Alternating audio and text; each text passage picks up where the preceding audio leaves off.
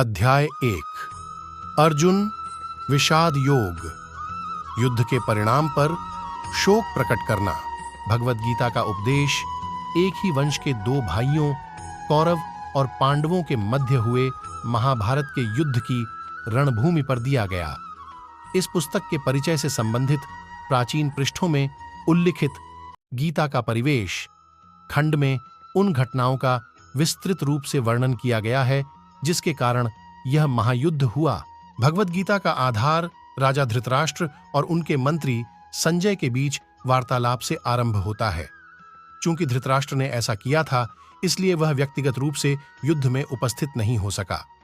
अतः संजय उसे युद्ध भूमि पर घट रही घटनाओं का पूर्ण जीवन वर्णन सुना रहा था।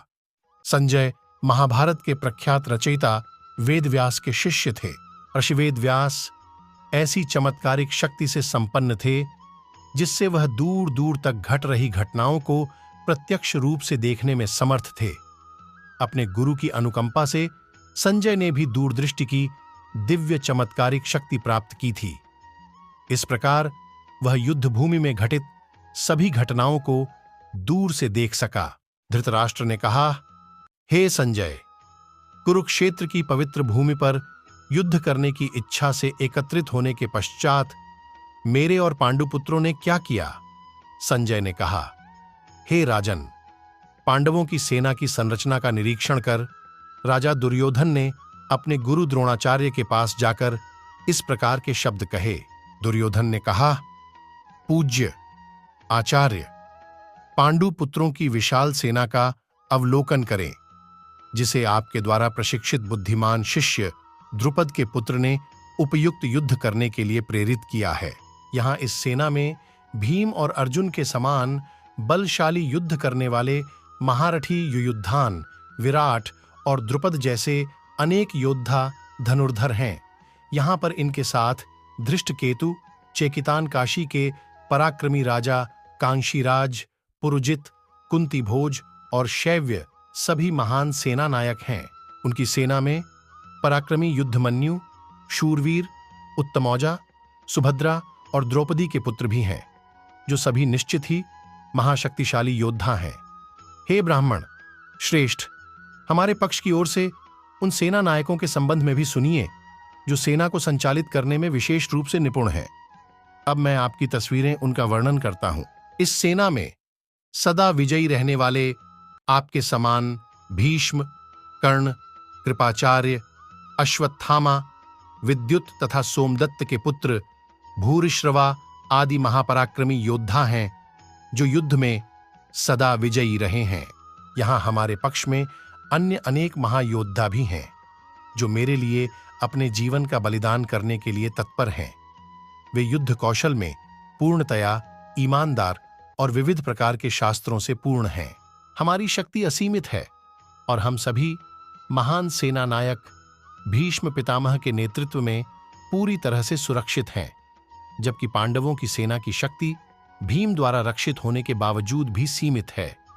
इसलिए मैं कौरव सेना के सभी योद्धाओं से भी आग्रह करता हूं कि सभी अपने मोर्चे पर आदिग रहते हुए भीष्म पितामह की पूरी सहायता करें।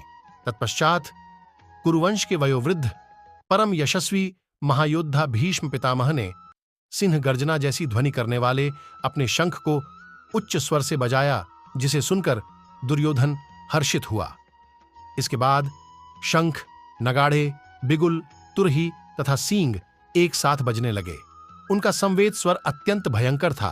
तत्पश्चात पांडवों की सेना के बीच श्वेत अश्वों द्वारा खींचे जाने वाले भव्य रथ पर आसीन माधव और अर्जुन ने अपने अपने दिव्य शंख बजाए। ऋषिकेश भगवान कृष्ण ने अपना 5 जन्य शंख बजाया।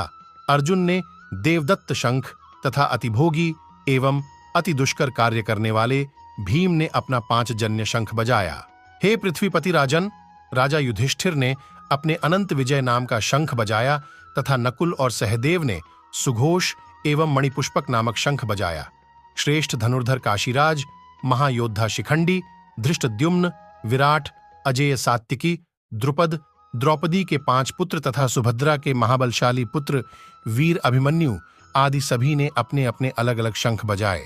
हे धृतराष्ट्र, इन शंखों से उत्पन्न ध्वनि आकाश और धरती के बीच हुई गर्जना ने आपके पुत्रों के हृदयों को दृश्यीकरण कर दिया। उस समय हनुमान के प्रतीक ध्वज लगे रथ पर आसीन पांडुपुत्र अर्जुन अपना धनुष उठाकर बाण चलाने के लिए उद्यत हुए। हे राजन, आपके पुत्रों को अपने विचारों में देखकर अर्जुन ने श्री कृष्ण से यह वचन कहा।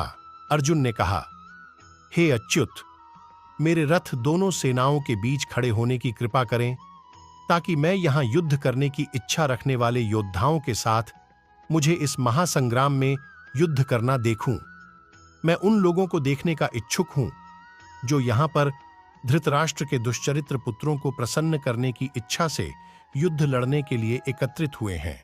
संजय ने कहा, हे भारतवंशी धृतराष्ट्र, निद्रा पर विजय पाने वाले अर्जुन द्वारा इस प्रकार के वचन बोलने पर तब भगवान श्री कृष्ण ने उस भव्य रथ को दोनों सेनाओं के बीच में ले जाकर खड़ा कर दिया।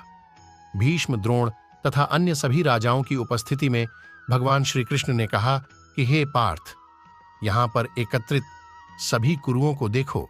अर्जुन ने वहां दोनों पक्षों की सेना के बीच अपने पिता तुल्य चाचाओं, ताऊओं, पितामहों, गुरुओं, मामाओं, भाइयों, चचेरे भाइयों, पुत्रों, भतीजों, मित्रों, ससुर और शुभचिंतकों को भी देखा।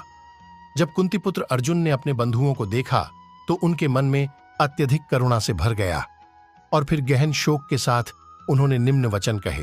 अर्जुन ने कहा, हे कृष्ण, युद्ध करने की इच्छा से दूसरे का वध करने के लिए यहां उनके वंशजों को देखकर मेरे शरीर के अंग कांप रहे हैं और मेरा मुंह सूख रहा है। मेरा सारा शरीर कांप रहा है, मेरे शरीर के रोएं खड़े हो रहे हैं, मेरा धनुष गांधीव मेरे हाथ से सरक रहा है और मेरी पूरी त्वचा में जलन हो रही है। मेरा मन उलझ रहा है और मुझे घबराहट हो रही है।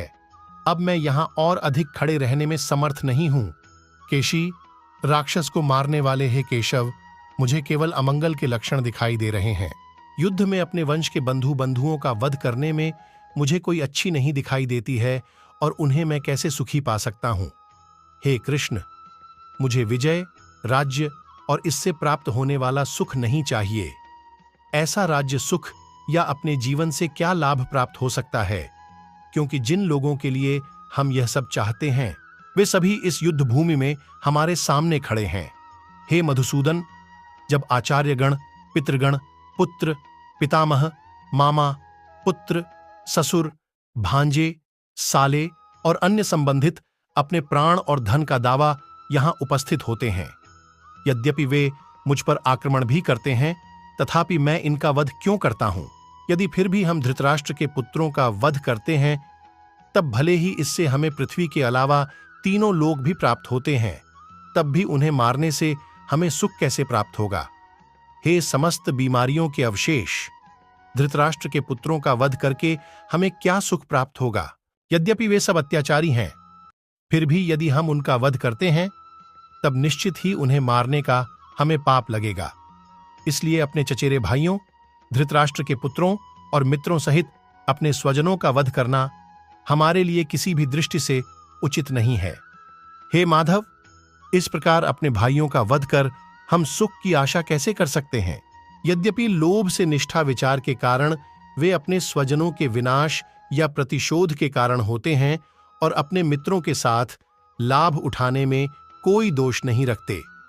तथापि हे जनार्दन, जब हमें स्पष्टतः अपने बंधुओं का वध करने में अपराध दिखाई देता है, तब हम ऐसे पापमय कर्म से दूर क्यों नहीं रहते? जब कुल का नाश हो जाता है, तब उसकी कुल परंपराएं भी नष्ट हो जाती हैं और कुल के शेष परिवार अधर्म में प्रवृत्त होने लगती हैं, अधर्म की प्रबलता के साथ। हे कृष्ण, कुल की स्त्रियां दूषित हो जाती हैं और स्त्रियों के दुराचारिणी होने से हे वृष्णिवंशी सार्वजनिक संतानें जन्म लेती हैं। व्यक्तिगत संतानों की वृद्धि के परिणाम स्वरूप ही परिवार और पारिवारिक परंपरा का विनाश करने वालों का जीवन असुरक्षित बन जाता है। जल तथा पिंडदान की मूर्तियों से वंचित हो जाने के कारण ऐसे पतित कुलों के पितरों का भी पतन हो जाता है।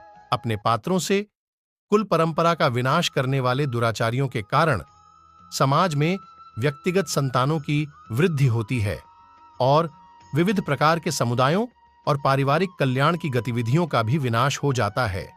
हे जनार्दन, मैंने गुरुजनों से सुना है कि जो लोग कुल मिलाकर विनाश करते हैं वे अनिश्चित काल के लिए नरक में डाल दिए जाते हैं।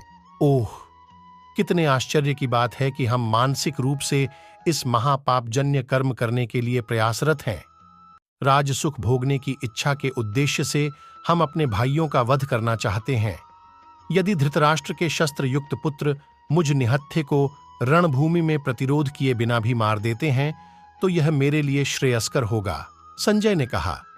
इस प्रकार यह कहकर अर्जुन ने अपने धनुष और बाणों को एक ओर रख दिया और शोकाकुल चित्त से अपने रथ के आसन पर बैठ गया। उसकी मन व्यथा और दुख से भर गया। हमारे अगले वीडियो में भगवद गीता के अध्याय 2 को सुने। हमारे चैनल को सब्सक्राइब और लाइक करना मत भूलिएगा ताकि आप पूरी भागवत गीता को सरल हिंदी में सुन पाएं।